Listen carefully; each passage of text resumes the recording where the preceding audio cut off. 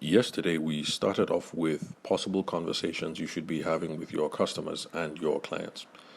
And if you remember, the definition that we're going with is that a customer or a client is someone who has given you money in the past, they have bought your product or service in the past, and there's a reasonable certainty that they're going to do business with you again in the future. So, even though technically speaking the definitions might be different, we're using that common man's understanding of the two terms, and I'm going to use them interchangeably for a lot of the podcast episodes that I'm going to make.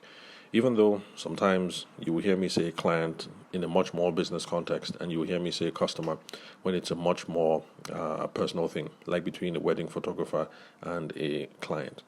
So I'll be using both terms interchangeably. And the first conversation that we looked at, that's the kind of conversations that you should be having with people who have already given you money in the past to get your product or your service, is the customer success conversations. And the idea behind that was we need to be absolutely sure that they were happy with the album that we delivered, with the wedding that we planned, with the cake that we baked, and with how we emceed the ceremony. We need to be sure that they were absolutely happy and that we help them to achieve their ideal vision for the day. Now, the idea behind it is that if they were absolutely thrilled with how we conducted the wedding, then they're going to call us back for the other milestones that lie ahead, because they're going to have kids, the kids will have birthdays, and eventually our brides and grooms, hit the big ones. They turn 30, they turn 40, and then professional milestones. I mean, whatever. For those of you who are wedding planners, you guys know this acutely. You're done with the wedding, but then they want you also to plan the baby shower, the naming ceremony, or the baptism party, or what have you. So that's the idea behind customer success conversations. If they're happy, they're going to be back. And even if they're not going to be back, they might bring their friends, family, and associates along. And that is why that conversation is important, the customer success conversation. Now, there are two more conversations that I outlined yesterday that I wanted us to have a look at. That's the relationship building conversations and then the need reevaluation conversations. Now, since yesterday I didn't do a good job of keeping to the time limit, I'm not going to attempt to do both of them in this episode. I'm just going to stick to one. And so what we're going to look at now is the need reevaluation conversation. Now, the idea behind the need reevaluation conversation is that, yes, we've done some business with these people in the past. In this particular context, we're talking about weddings because this is a sales podcast that is geared towards wedding industry professionals, but it applies in whatever the business it is that you're doing. So let's say you have a poultry and you sell eggs to your customers. So the principles are still the same. So I will use both of them as a case study. Now, the idea behind need reevaluation is that when you do business with someone, you did business with someone at some point in the past, they're going to grow and evolve beyond. That's in a personal sense, in a business sense, in different senses. They're going to grow beyond where they were at the time. So there's a chance that whatever package or products or services that you put together for them in the past might not be suitable to what it is that they are doing now. So, of course, with the wedding planning example that I gave, you planned the wedding for them, but that was in the past. The status has now changed, and their needs are going to now change as well. Babies are going to come along, and maybe, what else? There are going to be things happening at work, and of course, your wedding packages are not going to be suitable anymore. You're now going to have to start talking about other things, like I mentioned with the baby, or maybe hubby or wifey has just gotten that huge promotion at work, and they want you to plan the promotion soiree that they're throwing. So these are examples about how their circumstances change, their needs change, and we have to be in touch with them every once in a while so that we can keep track of all these changing circumstances, and then we're going to be able to come up with stuff that are suitable to where they are. And so, if you are a wedding planner, but you also have a business on the side, because you have a poultry and you sell chickens, it's the same thing. Initially, you may have started selling eggs to this person, to this man, or to this woman, and let's say they needed it for domestic use. Eventually, they open their own restaurant. The needs have changed. and so you need to be aware of that. And so with this new information that they're opening up the restaurant, you could now be a supplier for this restaurant chain that they have going on. Or maybe they get into the animal husbandry business. Maybe they start rearing catfish, for instance. I don't know much about rearing animals, but let me assume that catfish eat feeds that are produced with eggshells because of the calcium content.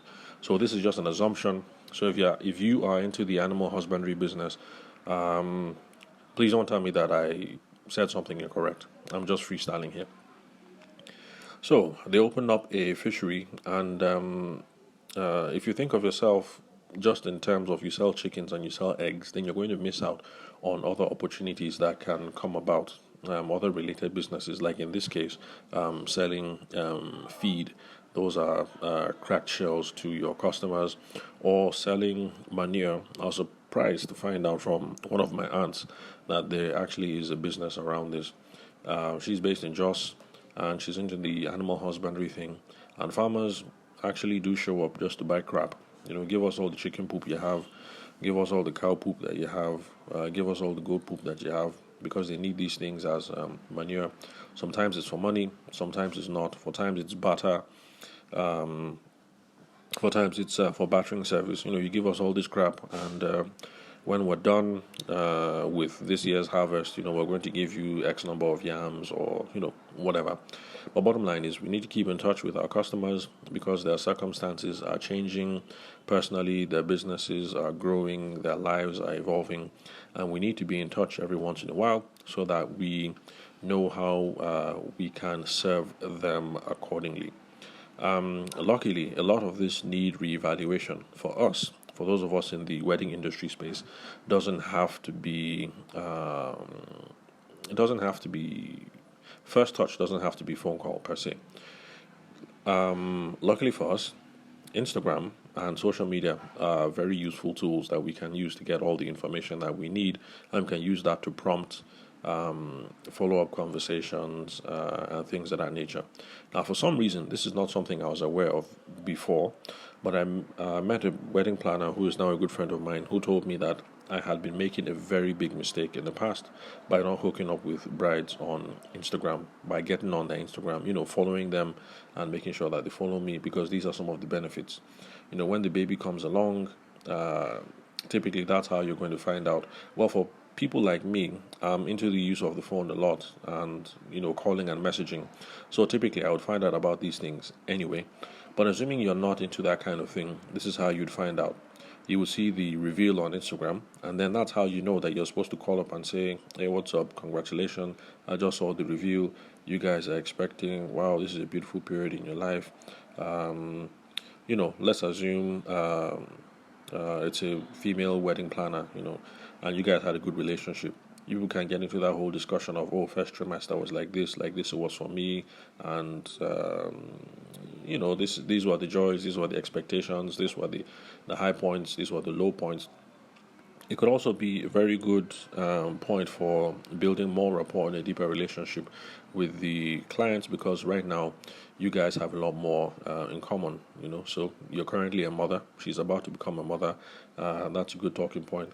Same thing with those of us who are fathers. There's one groom from 3 years back in particular that he and I have built a strong relationship over, and it was this whole around the whole fatherhood thing. For some reason, the conversations got serious about depending inadequacies. You're about to become a father, and then there's some inadequacies, especially like from the Christian context. Like, okay, am I holy enough to be able to prepare and pray for and teach this individual who is going to come into our lives? Those sorts of things. And that was one area where our own relationship kicked off, this particular groom and I. So I'm not saying you should become a member of the Baby Watcher Society and follow all your brides on Instagram and wait to see how big their noses are becoming, or whether they've started wearing baggy dresses, and you take that as a cue for whether they're having babies or not. But the spirit behind this whole need reevaluation conversations is we have to keep in touch to figure out changing circumstances and we're going to be able to know where and how better and how extra that we can serve these customers. So remember from prior episodes, it's all about customer lifetime value, and value is a driving part of the conversation. Let's always bear that in mind. So it's not just about how much money that we can extract for them, but how we can truly be valuable in all of these situations. So right now we're at the 10-minute mark, and I will bring it to a close on the need reevaluation conversation. And so tomorrow that leaves us with relationship building conversations that we are going to pursue, and hopefully I'll be able to do that also within the 10-minute mark as well. Let's see what else. Okay, so I think that's pretty much all we have lined up for today. And remember, by no means is this exhaustive. These list of conversations that you should be having with people who have already given you money in the past and who you hope will give you money in the future. So it's possible that you're going to come across some other consultant who is going to say there's a whole lot more beyond relationship building, customer success, and need revaluation. So there could be a whole lot more, but just bear in mind that these are some of the conversations that we should be having. So thank you very much for listening to the Sales for the Nigerian Wedding Industry podcast. I'm your host, Abuja-based event and wedding photographer, Tavishima Ayede. Thank you very much for your time and your attention. I'll catch you guys at the next recording, hopefully tomorrow if all goes well. And hopefully I'll also be able to keep it to less than the 15-minute mark that I've been trying to hit for a very long while now. So, so you guys be cool. Everyone have a lovely day, and I'll catch you guys at the next episode.